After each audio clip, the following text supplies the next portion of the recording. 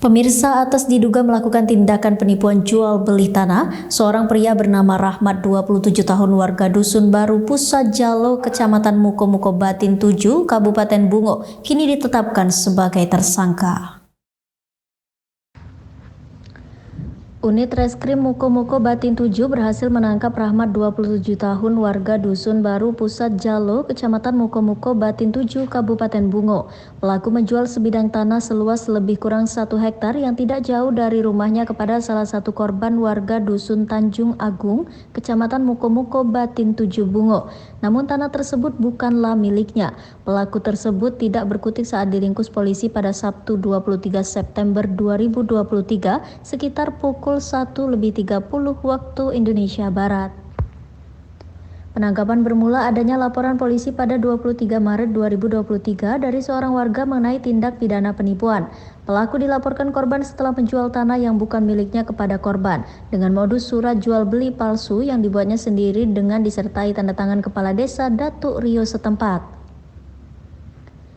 Merasa tertipu dan dirugikan oleh pelaku sehingga korban melaporkan kasus tersebut ke Mapolsek Muko-Muko Batin 7 atas tindak pidana penipuan.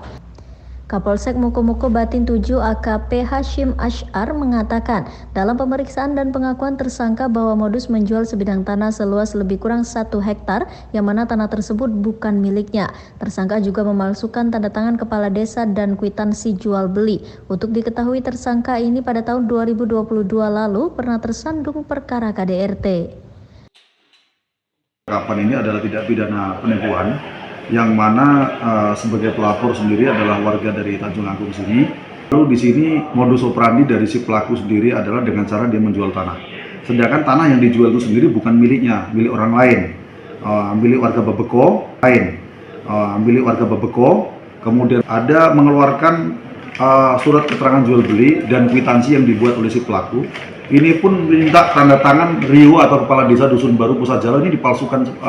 Artinya ini seolah-olah benar memberikan keterangan kepada si kepala desa, sehingga kepala desa menandatangani dan akhirnya dibayarlah oleh si pelaku 17 juta. Kemudian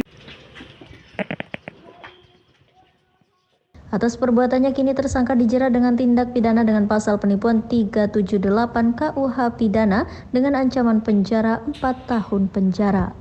Kontributor BTV Lydia melaporkan dari Kabupaten Bungo.